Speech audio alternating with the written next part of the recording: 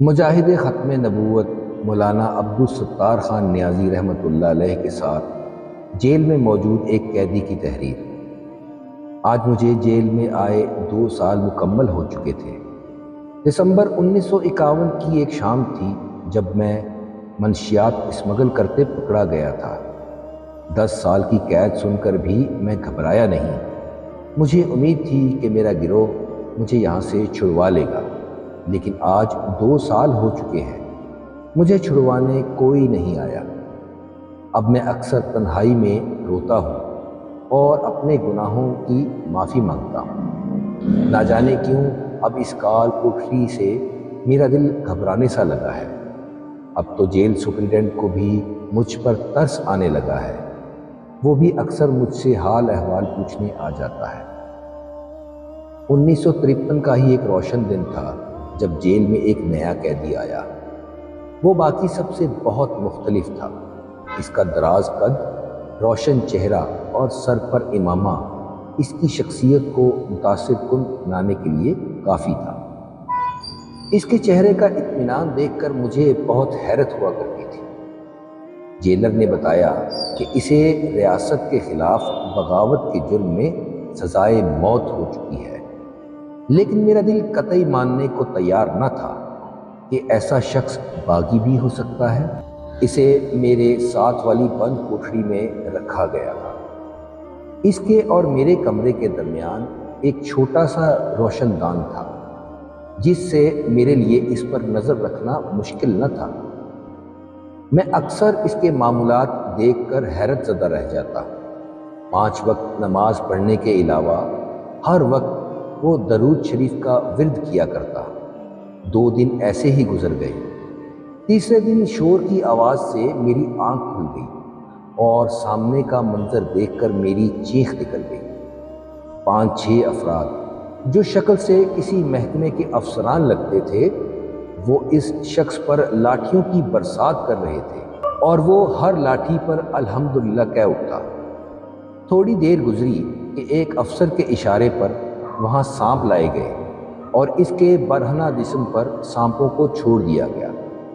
وہ سانپ اس قدر زہریلے تو نہ تھے کہ اس کی جان لے لیتے، تاہم اس کا جسم نوچ رہے تھے۔ افسر نے چلا کر کہا، نیازی کتنی تکلیفیں اٹھائے گا؟ ہم تجھے رہا کرنے کو تیار ہیں، قادیانیوں کے خلاف بیان نہ دے۔ قیدی نے غضبناک آنکھوں سے افسر کو دیکھا اور چلا کر کہا، اگر میں رہا ہو گیا تب بھی باہر جا کر پہلی بات یہی کروں گا کہ قادیانی کافر ہے۔ میرے ذہن میں کئی سوالات اٹھ رہے تھے کہ یہ شخص کون ہے اور یہ افسر اسے کس جرم میں مارے جا رہے ہیں، اور یہ اب تک ڈٹ کر کیوں اور کیسے کھڑا ہے۔ ان کے جانے کے بعد مجھ سے رہا نہ گیا۔ میں نے صدا لگائی، اے اللہ کے نیک بندے، تو کون ہے اور یہاں کیوں آیا ہے؟ یہ لوگ تجھے کیوں مار رہے ہیں؟ اس شخص کے چہرے پر ایک مسکراہٹ پھیل گئی اور وہ بولا، قادیانی رسول اللہ کو آخری نبی تسلیم نہیں کرتے۔ تمام مسلمان یہ مطالبہ کر رہے ہیں کہ ان کو کافر قرار دیا جائے۔ ملک میں تحریک ختم نبوت کی ابتدا ہو چکی ہے اور انشاءاللہ ہم تب تک امن سے نہ بیٹھیں گے جب تک قادیانی آئینی طور پر کافر قرار نہیں دیے جاتے۔ میرے تن بدن میں آگ سی لگ چکی تھی۔ میں گناہ گار ضرور تھا، لیکن سرور کائنات صلی اللہ علیہ وسلم سے انتہائی عقیدت رکھتا تھا۔ اب مجھے رہ رہ کر خود پر غصہ آنے لگا کہ میں منشیات کے برے کام میں کیوں پڑا، ورنہ آج میں بھی ان کے شانہ بشانہ کھڑا ہوتا۔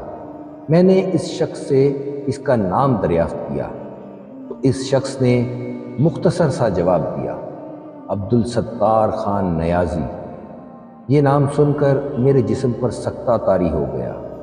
میں کچھ اور کہنے کی جسارت نہ کر سکا۔ میری آنکھیں نم ہو چکی تھیں۔ میں زور سے چیخنا چاہتا تھا، لیکن آواز میرے حلق میں ہی اٹک گئی تھی۔ میں اس شخص کو جانتا تھا۔ میں نے اپنے بچپن میں ہر ایک کی زبان پر اس کا نام دیکھا۔ یہ وہی تھا جس نے قائد اعظم کو پنجاب کے کئی اضلاع سونپے تھے۔ یہ وہی تھا جسے قائد اعظم بھی کہا کرتے تھے، مولانا آپ کی تحریکوں سے پاکستان معرض وجود میں آیا۔ یہ وہی تھا جس کا شمار مسلم لیگ کے قائدین میں ہوتا تھا، اور آج یہ میرے سامنے ایک تاریک کوٹھری میں موجود تھا۔ اللہ رسول کی محبت اسے کہاں سے کہاں لے آئی، اور پھر بے اختیار میری زبان سے اس کے لیے دعائیں نکلنے لگیں۔ اگلے دن وہ ایمان فراموش افسر پھر آ ٹپکے، اور اب کی بار میں چلا اٹھا، او ظالموں، تمہیں شرم نہیں آتی؟ تم کسے مار رہے ہو؟ کیا تمہیں جہنم نہیں ڈراتی؟ لیکن ان سنگ دلوں پر اثر نہ ہوا، اور مولانا کو آج گھنٹوں برف کے بلاکوں پر لٹایا گیا، اور جب مولانا بے ہوش ہو گئے تو انہیں چھوڑ کر چلے گئے۔ میں رو رو کر مولانا کو آواز لگا رہا تھا۔